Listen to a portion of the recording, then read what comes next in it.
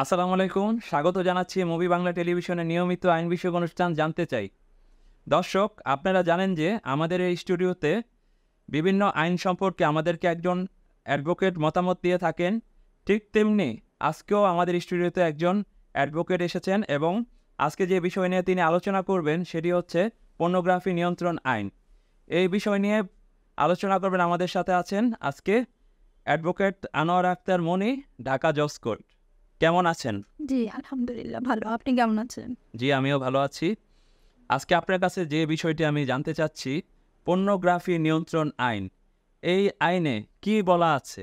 এটা একটু আমাদেরকে একটু বলুন। জি, পর্নোগ্রাফি নিয়ন্ত্রণ আইনটি হচ্ছে ২০১২ সালের ৮ই মার্চের ৯ নং আইন।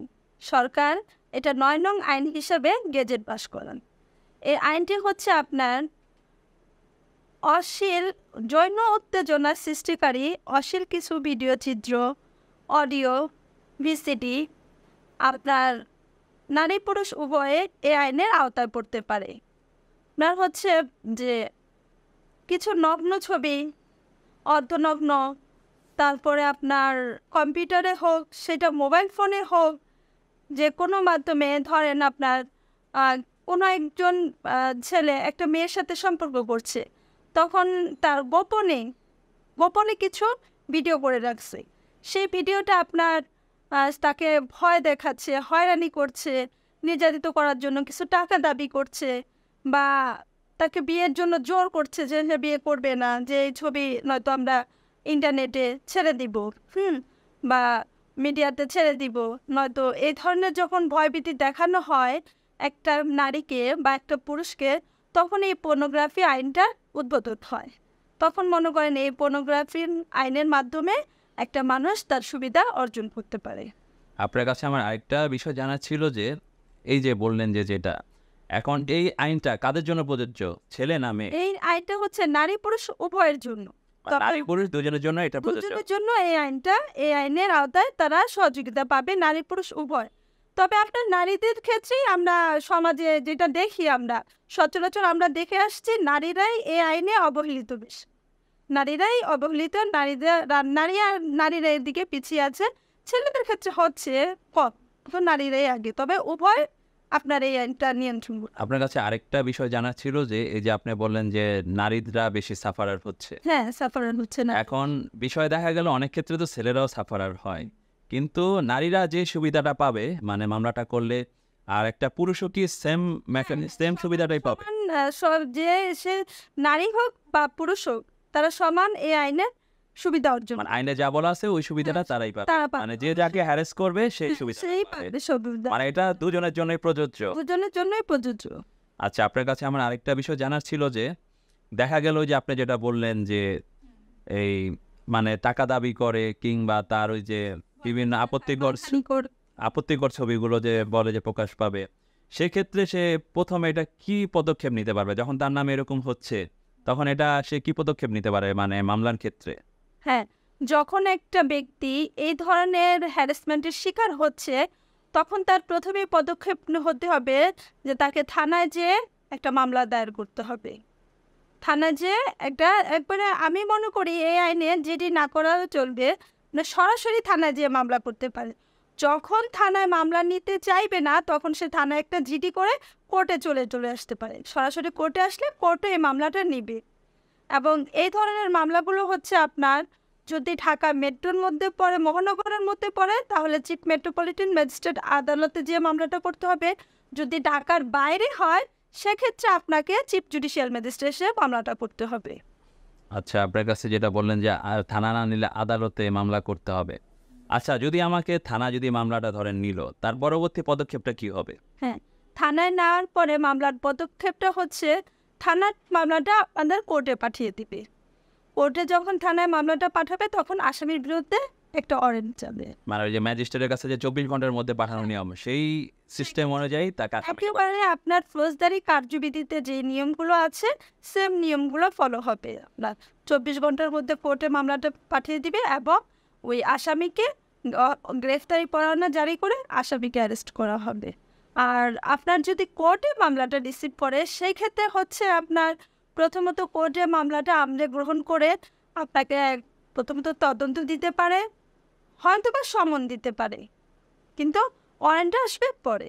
ওয়ারেন্টও দিতে পারে, কিন্তু আমাদের সচরাচর যেটা দেখা যাচ্ছে প্রথমে আপনাকে পিবিআই তদন্ত বা সিআইডি তদন্ত এগুলো বা জুডিশিয়াল ম্যাজিস্ট্রেট তদন্ত দিতে পারে, জুডিশিয়ালি তদন্ত। মানে তদন্ত রিপোর্টের উপরে ভিত্তি করে মামলাটা পরে আমলে নেয়। কারণ একটা মানুষ একটা মামলা করলো, পর্নোগ্রাফি মামলা, এটা কিন্তু খুব চাঞ্চল্যকর একটা বিষয়। হ্যাঁ, আসলে কি সে করছে নাকি সে মিথ্যে মামলা দিচ্ছে সেটাও তো বোঝার বিষয় আছে, যাচাই করার বিষয় আছে। এর জন্য কোর্ট প্রথমে পিবিআই তদন্ত বা সিডিআই তদন্ত দিয়ে থাকেন। আর এই মামলা যে করলো এটা তো সাক্ষীর ভিত্তিতে তো মামলাগুলো রেডি করতে হয়। হ্যাঁ, দেখা গেল এই মামলা সাক্ষীগুলো কে হতে পারে? দেখা গেল আপনি যদি কোর্টে আমি মামলাটা করি, মানে সাক্ষী কে হতে পারে এই মামলার? এই মামলা কোর্টে মামলা করলে সাক্ষী অবশ্যই যখন একটা মেয়ে বা একটা নারী বা একটা ব্যক্তি এই ধরনের মামলার হ্যারাসমেন্ট হয়, তখন কিন্তু এটা চুপচাপ বসে থাকার বিষয় না। তখন একটা মেয়ে ওই নিশ্চয়ই তার ফ্যামিলিকে জানায়, তার বাবা মাকে জানায়, বা তার নিকটতম কাছের লোককে জানানো হয়, বা তার নিকটতম আত্মীয় স্বজনকে জানানো হয়। সেক্ষেত্রে আপনার মনে করেন যে তার বাবা মাও এই মামলার সাক্ষী হতে পারে, বা তার নিকটতম আত্মীয় স্বজন বা বন্ধু বান্ধবও এই মামলার সাক্ষী হতে পারবে। মানে এখানে কোনো সাক্ষীর কোনো সিস্টেমাইজ নেই, মানে আমি সাক্ষী 2 জনও দিতে পারি, 4 জনও দিতে পারি, চারজনও দিতে পারি, বা এর অধিকও আমি সাক্ষী দিতে পারি। আর এই মামলা যে তদন্ত করবে সে কি এটা সাক্ষী হতে পারবে? হ্যাঁ, তদন্ত অফিসার এটা সাক্ষী হতে পারবে, যেহেতু সে তদন্ত করবে বিষয়টা। তদন্ত করে যদি সে সত্যটা পায়, সাক্ষী বলতে কি সে একটা জবানবন্দি দিয়ে থাকবে এই মামলার বিষয়ে। আর যে ভিকটিম মানে যে বাদী তারও কি জবানবন্দি নেওয়া কি আদালতে? হ্যাঁ, ভিকটিমের 22 ধারা জবানবন্দি নেওয়া আদালতের সিস্টেম আছে, মানে সে তার জবানবন্দিতে সে সবকিছু উল্লেখ করবে, ওই ভিত্তিতে সে মামলাটা তদন্ত চলবে। আর আরেকটা কথা হলো যেটা যে আপনি যাকে আসামি করা হলো, কিছু কিছু তো আপনার ব্যাপার আছে মামলা তাকে হয়রানিভাবেও মামলা করা হয়, আসামি হয়ে যায়। এখন কিছু কিছু তো সত্য আছে, কিন্তু আমরা তো জানি যে আপনি সেটা জানেন যে সংবিধানও তো আছে যে আমার যখন আমি মামলার আসামি বা গ্রেপ্তার হব তখন কিন্তু আমার জামিন পাওয়ার একটা হকদার থাকে, এটা সংবিধানও আছে, হ্যাঁ। তার মৌলিক অধিকার। এখন আসামির তখন করণীয়টা কি থাকবে? সব মামলাগুলো তো আমাদের আইন অনুযায়ী, রুলস অনুযায়ী চলতে হয়। তো সব মামলা তো ভাই জামিনযোগ্য মামলা না। সব মামলাগুলো মীমাংসাযোগ্য না। সেক্ষেত্রে আমাদের পর্নোগ্রাফি আইনের মামলাটাও জামিন অযোগ্য মামলা, মীমাংসা অযোগ্য মামলা। তবে হ্যাঁ, আদালত জামিন দিতে পারে। কখন আদালত জামিন দিতে পারে? যদি আদালতের কাছে মনে হয় যে মামলাটা মিথ্যে মামলা, সেটা ষড়যন্ত্র করে একটা লোককে ফাঁসানোর জন্য, আসামিকে ফাঁসানোর জন্য মিথ্যে মামলা দিয়েছে, সেক্ষেত্রে আদালত জামিন দিতে পারে। যদি আদালত তার নিজের ইচ্ছার উপর নির্ভরশীল, সেক্ষেত্রে আদালত জামিন দিতে পারে। অথবা যদি বৃদ্ধ হয় সেক্ষেত্রে আদালত জামিন দিতে পারে। যদি সে শিশু হয় সেক্ষেত্রে আদালত জামিন দিতে পারে। অথবা সে অসুস্থ হয় সেক্ষেত্রে আদালত জামিন দিতে পারে। এটা আদালতের ওপর নির্ভরশীল করবে, কিন্তু মামলাটা আসলে জামিন অযোগ্য মামলা, মীমাংসা অযোগ্য মামলা। আচ্ছা, আপনার কাছে আরেকটা জানার বিষয় যে বললেন যে জামিনের বিষয়টা, আসামি তো জামিন পাওয়ার একটা হকদার, আপনি সেটা বললেনই যে তার মানে ইয়ার ওপর তার মানে যেটা গ্রাউন্ড সেই অনুযায়ী তাকে জামিন দিবে। জামিন দিবে।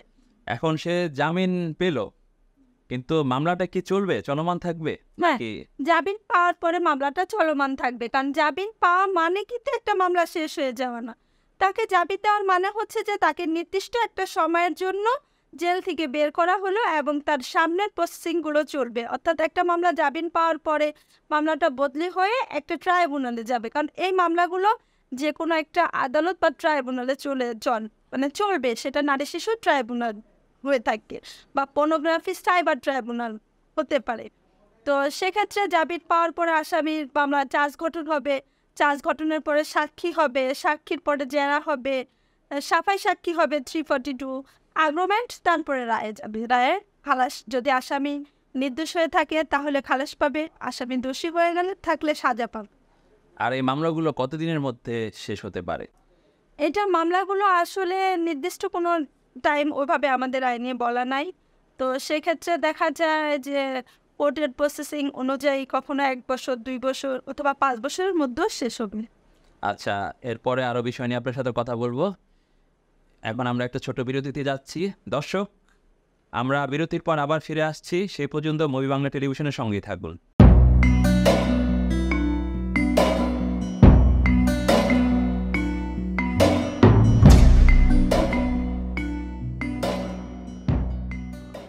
বিরতির পর আবার ফিরে এসেছি আপনাদের মাঝে আইন বিষয়ক অনুষ্ঠান জানতে চাই। আজকে আমাদের অনুষ্ঠানে আছেন অ্যাডভোকেট আনোয়ারা আক্তার মনি। আজকে তার সাথে যে বিষয়ে নিয়ে কথা বলছিলাম সেটি হলো পর্নোগ্রাফি নিয়ন্ত্রণ আইন। তো আপনার কাছে বিরতির আগে যেই কোশ্চেনটা জিজ্ঞেস করেছিলাম যে মামলা যেটা আপনি বললেন যে তার মানে মামলা কতদিনের মধ্যে শেষ করতে হবে, আপনি যেটা বললেন যে 2 বছরও লাগতে পারে, 5 বছর লাগতে পারে, কিন্তু এত সময় কেন লাগে, মানে এত জট কেন? আসলে মামলা তো আমাদের 380 দিনের মধ্যে মামলা শেষ করার যে সরকার গেজেট দিয়ে থাকে।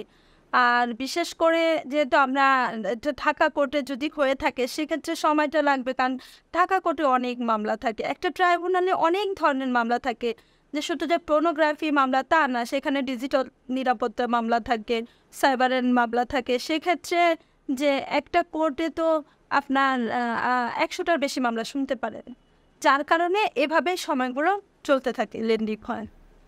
মানে আপনি যেটা বলতেছিলেন যে মানে মামলাগুলো মানে এত মামলার কারণে হ্যাঁ, প্রচুর মামলার কারণে মামলাগুলো সময় লাগে। আচ্ছা, দেখা গেল মামলা আপনি যেটাকে বললেন যে ট্রায়াল ফেস করতে হয়, দেখা গেল আমার সাক্ষী আসতে মানে নারাজি বা আসতেছে না, সেক্ষেত্রে পদক্ষেপগুলো কি?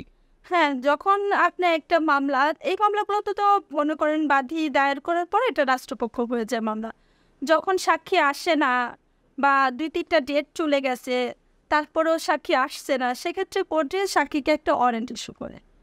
সাক্ষী যখন ওয়ারেন্ট ইস্যু করে তখন যদি সাক্ষী আসে তাহলে তো সাক্ষী নেওয়া হবে, সাক্ষী জেরা নেওয়া হবে। আর সাক্ষীকে যদি ওয়ারেন্ট ইস্যু করার পরেও আপনার না আসে, 2-3টা ডেট চলে যায়, তখন আসামি পক্ষ সাক্ষী ক্রস করার জন্য একটা অ্যাপ্লিকেশন করতে পারে। সেটা কোর্ট মঞ্জুর করলে সাক্ষীর পর্যায়টা শেষ হয়ে আপনার রায়ে চলে যাবে। এটা কতদিনের মধ্যে আবেদনটা দিতে হয়? এটা কতদিন আপনার হচ্ছে যে নিয়মিত 3টা ডেটের মধ্যে আপনার সাক্ষী আসতে হবে। যদি সাক্ষী না আসে সেক্ষেত্রে আমরা একটা দিতে পারি যে সাক্ষীটা ক্রস করার জন্য, বন্ধ করার জন্য। আদালত যদি চায় এটা অ্যাকসেপ্ট করবে? হ্যাঁ, আর না চাইলে অ্যাকসেপ্ট না করে সে আরো অপেক্ষা করতে পারে সাক্ষী আনার জন্য। মানে আদালতের উপর নির্ভর করতেছে, আদালতের উপরে নির্ভর করতেছে আদালতের উপর সবকিছু। নির্ভর করবে। ও দেখা গেল যে তার বিরুদ্ধে যদি সাক্ষী না আসে, দেখা গেল সাক্ষী আপনি যেটা বলেন যে ক্লোজ করে রায়ের জন্য, হ্যাঁ, সেক্ষেত্রে সে কি ফলাফল পেতে পারে? আসামি কি ফলাফল পেতে পারে? আর যে বাদী, যে সংবাদদাতা, যে মামলাটার বাদী ছিল, সে কি ফলাফল পেতে পারে? হ্যাঁ, যখন একটা মামলাতে সাক্ষী না আসে ভিকটিমের পক্ষে বা বাদীর পক্ষে, তখন তো মামলাটা এমনিই হালকা হয়ে যায়। যে সে যে একটা মামলা করলো, একটা পর্নোগ্রাফি, একটা অশ্লীল ভিডিও দিয়ে, অশ্লীল চিত্র দিয়ে একটা মামলা করলো, সেক্ষেত্রে আপনার হচ্ছে যে কোনো সাক্ষী আসলো না, তাহলে এটা কিভাবে প্রমাণ হলো যে এই মামলাটা আপনার তার বিরুদ্ধে করা হয়েছে, যে সেই কাজটা করেছে, যে আসামি এমন একটা কাজ করেছে, এটা কিভাবে প্রমাণ হবে? প্রমাণের বিষয় আছে। আমরা তো একটা জিনিস সাক্ষ্য প্রমাণ ছাড়া একটা আসামিকে আসামি বলতে পারি না। যতক্ষণ পর্যন্ত না একটা ব্যক্তিকে সাক্ষ্য প্রমাণ ছাড়া দোষী সাব্যস্ত করা হচ্ছে না, ততক্ষণ তাকে আসামি বলা যাবে। তো সেক্ষেত্রে যখন সাক্ষী আসলো না, তাহলে এটা প্রমাণিত হলো না যে সে এই কাজটা করেছে, তাহলে সে নিশ্চয়ই মিথ্যে মামলা দিয়েছে।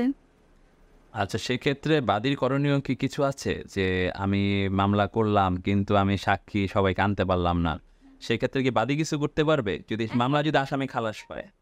হ্যাঁ, মামলা যখন আসামি খালাস পাবে, বাদী সাক্ষী আনতে পারে না, সেক্ষেত্রে সে আবার আপিল করতে পারবে।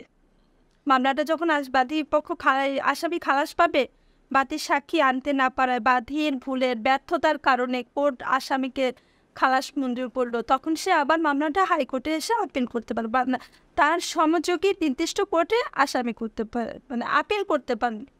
এই আপিলটা আপনার 30 দিনের মধ্যে করতে হবে। আচ্ছা, আপনার কাছে আরেকটা জানার বিষয় ছিল যে মানে বাদীও যদি তার পক্ষে রায় না পায়, সেও আপিল করতে পারবে। আসামির ক্ষেত্রটা কি সেম? যদি সে সাজা হয়ে যায়, আসামি দেখা যায় যে আসামি জানে আমি নির্দোষ, আমাকে মিথ্যে সাক্ষী দিয়ে সাক্ষ্য প্রমাণ করা হয়েছে, ভুল করা, বিভ্রান্তি করা হয়েছে, তখন সে আসামিও 30 দিনের মধ্যে সংশ্লিষ্ট আদালতে আপিল করতে পারবে। আচ্ছা, আপনার কাছে আরেকটা বিষয় জানার ছিল যে এই যে অপরাধগুলো যে করতেছে, মানে এটা সাজাগুলো কি হতে পারে? আদালত কি সাজা দিতে পারে? হ্যাঁ, এটা সাজা হচ্ছে যে একটা ছেলে যখন এই ধরনের কাজ করে তখন তার হচ্ছে 7 বছরের সাজা, 2 বছরের 2 লাখ টাকা জরিমানা, 7 বছরের সশ্রম কারাদণ্ড হবে, 2 লাখ টাকা জরিমানা হবে। তবে এই সাজার ক্ষেত্রে বিভিন্ন দিক রয়েছে। ধরেন একটা মেয়েকে দিয়ে অশ্লীল কিছু ভিডিও তৈরি করলো বা তাকে তৈরি করতে বাধ্য করলো, তাতে কোনো নারী পুরুষ হতে পারে, শিশুও হতে পারে, বা তার অজান্তে কিছু ভিডিও চিত্র করলো, সেটা আপনার ব্যবহার করলো, সেক্ষেত্রে 7 বছরের সাজা, 2 লক্ষ টাকা জরিমানা। মানে এটা হলো তার অপরাধের উপর ভিত্তি করে সাজাটা নিশ্চিত করবে। আর এই মামলা আপনি যেটা বললেন যে সাজা যে দিয়ে বললো, আপনি তো বললেন যে পরবর্তী পদক্ষেপ হলো আপনার আপিল। আচ্ছা, আপিলেও যদি দেখা গেল যে তার এই রায়টাই বহাল রাখলো, তখন তার কি আর করণীয় আছে আসামির? একটু আপিল করতে হবে, মানে উচ্চ আদালতে যে লিভ টু আপিল, মানে সেও যদি এটা বহাল লাগে, আমার সর্বশেষ আশ্রয়স্থল ওইটাই, মানে এরপরে আর আমার কিছু করণীয় নেই, মানে ওইটাই আমাকে মেনে নিতে হবে, মানে সাজাটা ওটাই বহাল রাখবে। আচ্ছা, আপনাকে অনেক অনেক ধন্যবাদ আমাদের অনুষ্ঠানে আসার জন্য। আর আকিব ভাই, আপনাকে অনেক ধন্যবাদ আমাদের দর্শকদের এতক্ষণ ধৈর্য সহকারে দেখার জন্য, তাদের সবাইকে অসংখ্য ধন্যবাদ। তো দর্শক, আজকের মতো অনুষ্ঠান এখানে শেষ করতে হচ্ছে। ঠিক একই সময় একই দিনে আবারও আপনাদের মাঝে হাজির হব একজন আইনজীবীকে নিয়ে, জানতে চাই এই অনুষ্ঠানে। সেই পর্যন্ত মুভি বাংলা টেলিভিশনের সঙ্গে থাকুন, সবাই ভালো থাকুন।